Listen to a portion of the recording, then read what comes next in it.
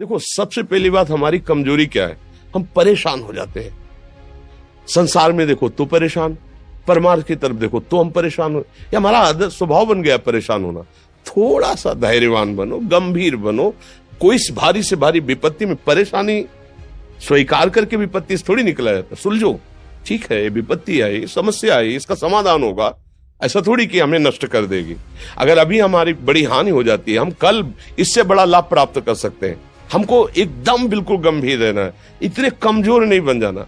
अब वो गए तो क्या होगा, अब वो वस्तु गई तो क्या, पद गया तो क्या होगा। प्रयास किया था, ये पद मिला था, इससे बड़ा पद प्राप्त करूंगा, मैं इससे बड़ा महान बनूंगा। ठीक है, एक बार गिर गया, गलती हो गई, दंड भोगूंगा, फिर इससे ज्यादा संयम में रहूंगा। बिल्कुल, मतलब एकदम फ्रेश दिमाग रखना चाहिए। और अपने लोग क्या है, जरा सी बात में एकदम पछड़ा कर लेते हैं, एकदम कमजोर हो जाते हैं। ये बिल्कुल ठीक नहीं है। हम जीवन भर की यात्रा की बात कह रहे हैं, भारी से भारी कष्ट में भी मुस्कुराना, तो हमें बल मिला है, हमें भगवान की कृपा का दर्शन हुआ है, हमें उनका दुलार दिखाई दिया है।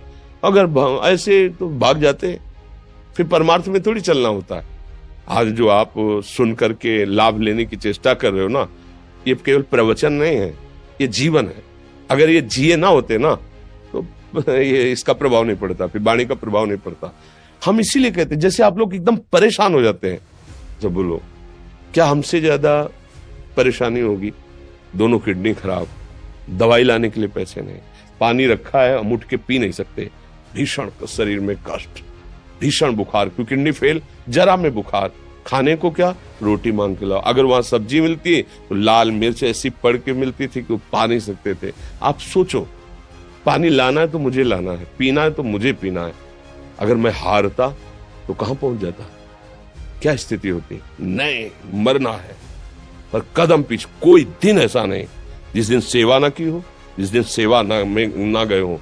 गुरु जी की सेवा में जाना है, पहले अपने को स्वस्थ साबित करना है, नहीं वो सेवा नहीं लेंगे। तुम बीमार हो, तुम कष्ट में हो, ऐसे उनकी दृष्टि परेशान थी, सेवा की, आके लेट गए।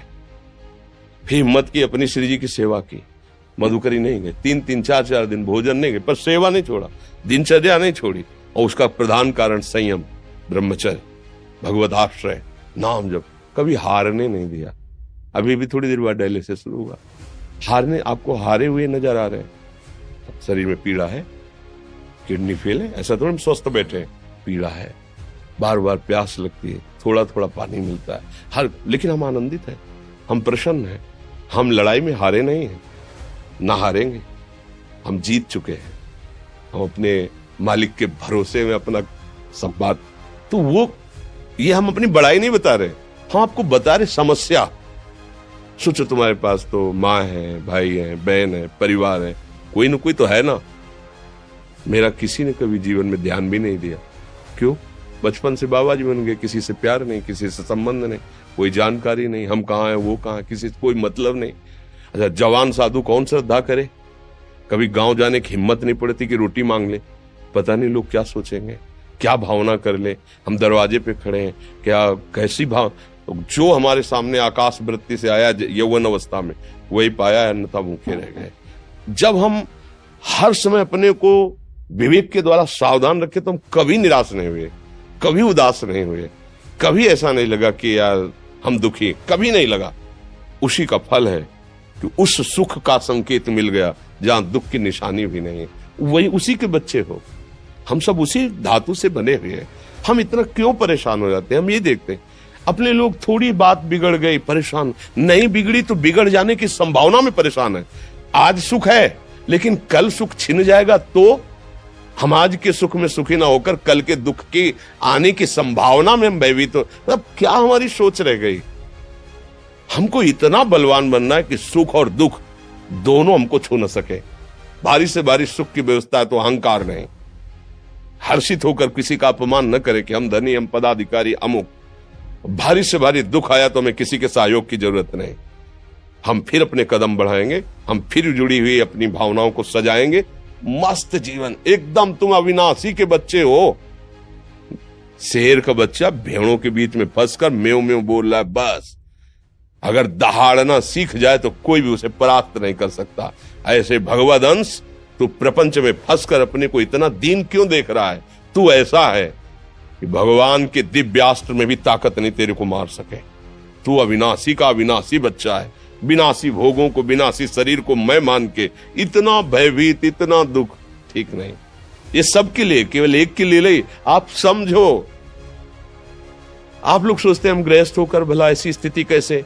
जनक जी सुखदेव जी के गुरु हैं और राजा हैं, महल है, रानियां हैं, नौकर है, चाकर।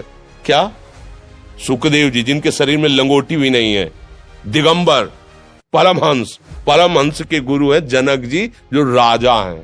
समझो आप ऐसा ना सोचे कि हम नौकरी कर रहे हैं, हम संसार में, हम गृहस्थ हैं, हम अध्यात्म की ऊंचाई पर नहीं चढ़ सकते। नहीं, आप एक सरकारी नौकरी या आप किसानी या व्यापार करते हुए आप एक अध्यात्म की ऊंचाई में चढ़ सकते हैं। और अध्यात्म ही है जो तुम्हें इस माया के दुख सुख से ऊपर उठा सकता है। दूसरा, चाहे जितनी संपत्ति आ जाए, आप सुखी नहीं हो सकते। सब देख लो, आंख खोल के देख लो, अध्यात्म ही है जो तुम्हें हर कष्ट सहकर मुस्कुराकर जीने का रास्ता बता देगा कि आप आनंदित हो जाओगे। कुछ नहीं बिगड़ा, अध्यात्म है तो कुछ नहीं बिगड़ा, अध्यात्म नहीं है तो कुछ नहीं बना।